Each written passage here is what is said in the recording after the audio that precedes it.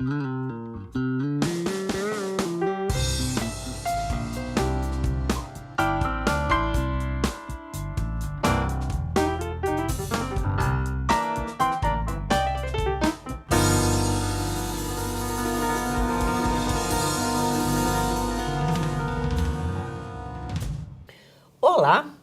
Carnaval, a festa que parece suspender as diferenças sociais e o próprio ritmo da vida.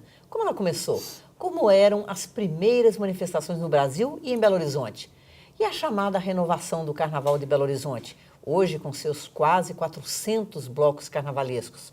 O que significa em termos de disputa territorial e simbólica? Para falar sobre o Carnaval, seu significado histórico e político, convidamos o historiador e pesquisador Marcos Maia. Marcos, a origem do Carnaval é longínqua como toda origem, mas por onde que a gente pode começar essa origem? Nós vamos começar inclusive na Grécia Antiga, nas Saturnais romanas, em que haviam manifestações similares ao Carnaval, que havia transgressões, exageros, né? E nós temos também a Idade Média, em que o Carnaval ele se manifesta como um fenômeno bastante politizado, no sentido de quebrar a hierarquia, de quebrar barreiras de distanciamentos sociais, um momento em que as pessoas se encontram.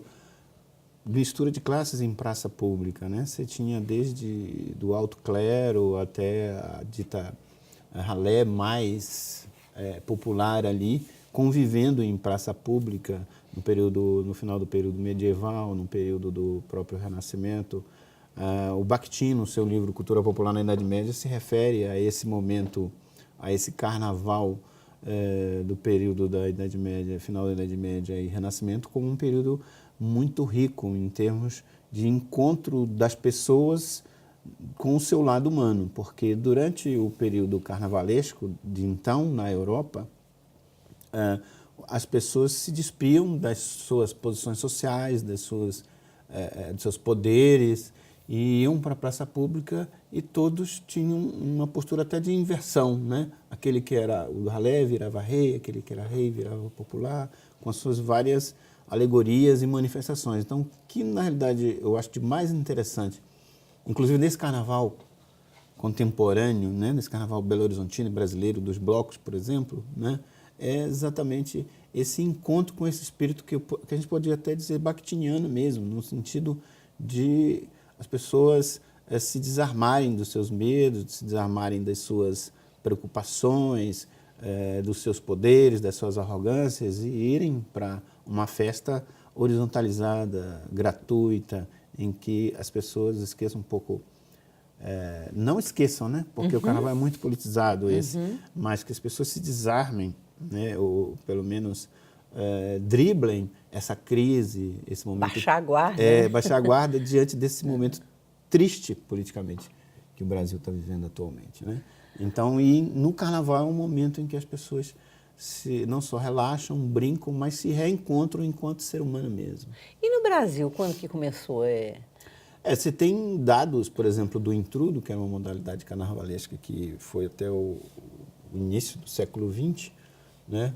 Que era como as pessoas jogavam pó de polvilho, jogavam limão de cheiro, contendo água, contendo urina, contendo perfume, né? Uns nos outros. Era uma brincadeira entre familiares e vizinhos que ocorria. Isso que época? Você tem registros em meados de 1500, em Pernambuco, o primeiro registro que se tem de intrudo, que veio de Portugal para cá, e permaneceu no Brasil colônia e por assim dizer, se potencializou no século XIX, né? Inclusive no período do Brasil imperial. Inclusive do intrudo, com toda a sua irreverência, com todo o seu exagero, inclusive o próprio Dom Pedro I, Dom Pedro II participavam, atingindo todas as classes sociais, né? E era muito popular, se popularizou muito, né? As camadas baixas, música e tudo? Com música, mas principalmente com brincadeiras mesmo, né? Agora, me diz uma coisa, no seu artigo, se não me engano, que eu li, ele fala das primeiras sociedades dos desfiles públicos, daí já são carros alegóricos, alguma coisa assim, né? Eu não sei se dá para chamar de carro alegórico, mas eu achei uma curiosidade saber que em 1855, o primeiro desfile no Rio, a ideia foi do José de Alencar. José de Alencar. Era um desfile de... As grandes sociedades, é interessante você falar das grandes sociedades depois da gente falar do intrudo, né? Porque eles conviveram e conflitaram, né? Tiveram um conflito, que eu vou explicar aqui rapidamente. Na realidade, como você falou, José de Alencar fundou essa modalidade das grandes sociedades. O que eram? Eram clubes carnavalescos, clubes de pessoas da classe média alta, né? Da elite, exatamente. Profissionais liberais, fazendeiros, né? Banqueiros, meados vamos imaginar, aquele Rio de Janeiro do século XIX, né? Meados do Rio de Janeiro de Pereira Passos, já com as suas reformas urbanas. Exatamente, né? Então, assim, essas grandes sociedades, elas durante o ano, havia festas, né?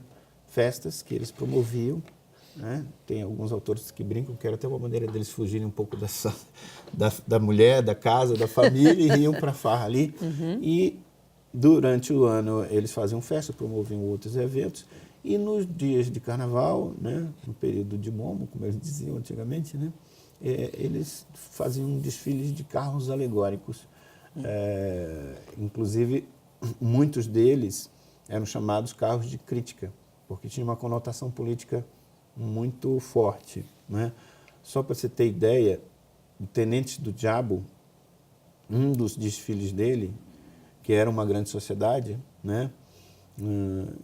Deixou de desfilar um ano para poder ter financiamento para libertar 12 escravos. Então, eles tinham essa preocupação abolicionista, preocupação política, né? E, no caso, esses desfiles aconteciam, um carro, enfim, aquele cortejo de carros, né?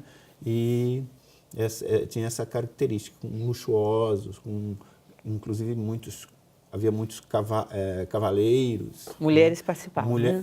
Mas participavam, por exemplo, você tem registros de mulheres em carros alegóricos, crianças em carros alegóricos, fantasiadas de vários tipos, de anjo, né, ou de musa, né, porque havia muita referência clássica dessas temáticas, né, além das questões contemporâneas políticas que essas grandes sociedades elas promoviam.